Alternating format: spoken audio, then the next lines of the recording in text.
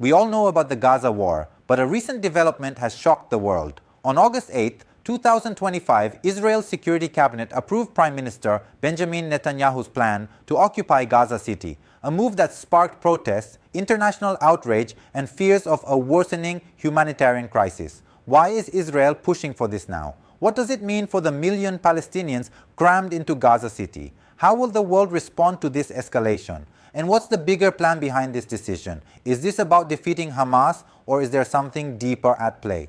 Let's dive into the heart of this story, starting from the very beginning. Hey everyone, I'm Kundan Yashputra and you're watching NextGen Now. Today, we're diving into a story that's shaking the world. Israel's bold move to reoccupy Gaza City.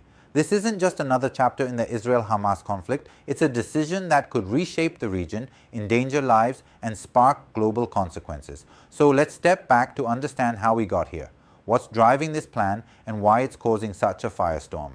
Let's start with Gaza's story. Picture a tiny strip of land, just 25 miles long and 7 miles wide, home to over 2 million people. It's one of the most densely populated places on Earth, a place where every street corner carries the weight of decades of conflict. Gaza's history is a roller coaster of control and chaos.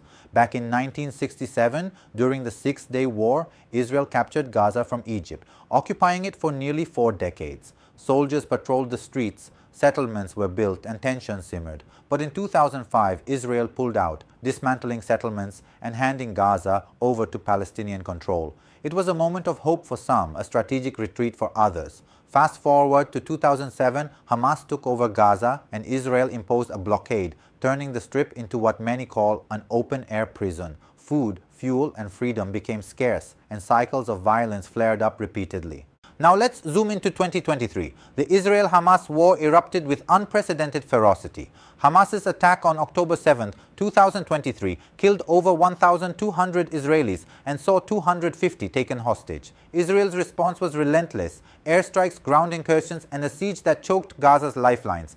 By August 2025, nearly 2 years into the war, Gaza is a shadow of itself. Entire neighborhoods are rubble. Over 40,000 Palestinians have died, according to Gaza health officials, and 11,877 children under 5 were recorded as acutely malnourished in July 2025 alone, a staggering number that screams crisis. Aid trickles in, but it's nowhere near enough. Imagine living meal to meal, not knowing if you'll eat tomorrow. That's the reality for millions in Gaza right now. So why Gaza City is the heart of the Strip, a bustling hub before the war reduced it to ruins. Netanyahu's plan, approved on August 8, 2025, isn't just about control, it's about reshaping Gaza's future. The Security Cabinet's vote came after a heated 9-hour meeting, and it wasn't unanimous. Netanyahu pushed for military control of Gaza City, arguing it's the key to defeating Hamas. His 5 principles for ending the war include disarming Hamas, returning all hostages, demilitarizing Gaza, establishing Israeli security control, and creating a new civilian administration that's neither Hamas nor the Palestinian Authority. Sounds ambitious, right? But here's where it gets messy. Let's meet Mahmoud al-Qurashli, a displaced Palestinian from eastern Gaza. He told Reuters, "Practically all of Gaza has been squeezed into the western part of Gaza City. There's nothing left to occupy." Mahmoud's words hit hard. He's one of a million Palestinians packed into Gaza City, many living in tents or overcrowded shelters. For them, this plan isn't just policy, it's a threat to their survival. An Israeli official revealed the plan involves evacuating these million people to southern Gaza, setting up compounds to house them. But Shayna Lowe from the Norwegian Refugee Council called this unimaginable and unconscionable. She warned that these compounds sound like concentration camps, a chilling phrase that echoes the fears of many. Forced displacement of this scale violates international law, and with Gaza's shelters already bursting, where will these people go? Now let's talk about the hostages. Around 50 Israelis remain in Hamas's grip, their fate hanging in the balance. Families like Anat Angrest's, whose son is a captive, are desperate. She told Netanyahu's government, "You have failed." On August 7, 2025, relatives sailed from Ashkelon toward Gaza, a symbolic act to pressure the government. They called the occupation plan a death sentence for their loved ones. Imagine their anguish. Every day their loved ones remain captive, hope fades.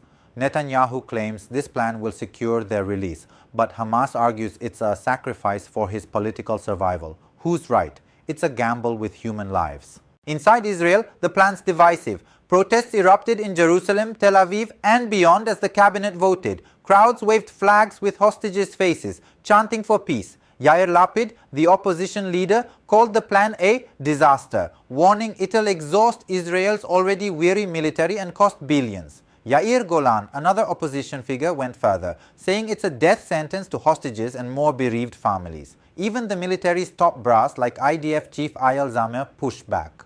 Zamir warned that a full takeover would trap Israeli forces in Gaza, drain resources, and endanger hostages. Think of it like a chess game where every move risks checkmate.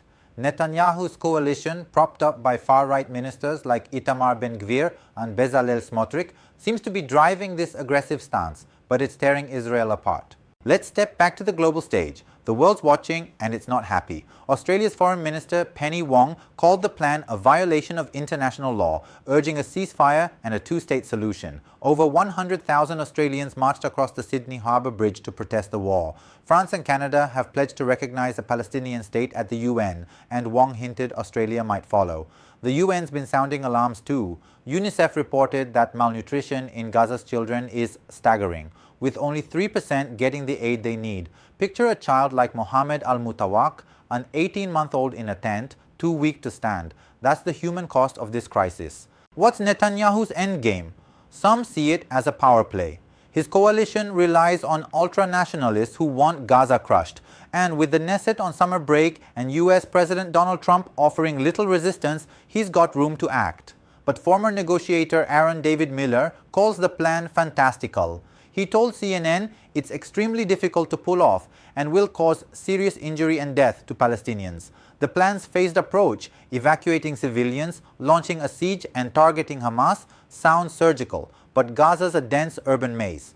Separating fighters from civilians is like trying to untangle a knot in the dark, and with only 1.5% of Gaza's farmland usable, starvation looms larger. Let's rewind to 2005 again. When Israel left Gaza, it was supposed to be a step toward peace. But the blockade, Hamas's rise, and now this reoccupation plan show how hope can unravel. Netanyahu says he doesn't want to govern Gaza, just secure it, handing it to Arab forces later. But who? The Palestinian Authority is weak, and no Arab state has stepped up. It's like promising to fix a broken house without a builder. And the cost? Billions for Israel, countless lives for Gaza, and a diplomatic firestorm. The world's already reeling. Protests, UN warnings, and aid flights like the one CNN joined with Jordan's Air Force, dropping supplies over a shattered landscape. So, why does this matter? This isn't just about Gaza City. It's about the future of millions. It's about whether war can solve a conflict rooted in decades of mistrust. It's about Mahmoud, Anat, and kids like Mohammed caught in a cycle of suffering. The international community's leverage, sanctions, diplomacy, aid hasn't stopped the spiral. As Shayna Lowe said, the world has its fingerprints all over the crime scene. Will this occupation bring peace or just more pain? That's the question we're left with. As I reflect on this, it's hard not to feel the weight of it all. Gaza's story is a reminder that war doesn't just destroy buildings, it tears at the fabric of humanity. Every decision, every bomb, every protest carries a human face. What strikes me is the resilience of people like Mahmoud, still clinging to life despite everything. But resilience can only go so far. If we keep choosing conflict over compromise, what's left for the next generation? I'd love to hear your thoughts. Drop them in the comments, and if you found this deep dive eye-opening, hit that subscribe button, share it with a friend, and let's keep the conversation going. This is Kundan Yashputra, and I'll see you next time on NextGen Now.